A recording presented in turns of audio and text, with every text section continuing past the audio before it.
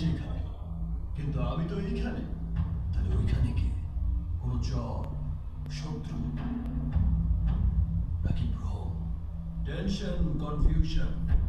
সূচনা আমাকে বলল আমার মতো নাকি একজনকে দেখা গেছে, অভিনেতা। কিন্তু আমার সিনেমায় আমার চরিত্রে যে অভিনয় করবে তাকে যদি দর্শক আগেই দেখে ফেলে তাহলে তো সিনেমা ফ্লপ।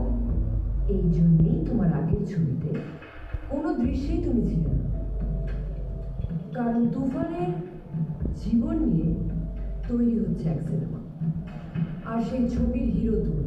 সিনেমা নায়ক? ইয়েস, চাপড়া আর তুমি অভিনয় করবে, সিম্পল। বাট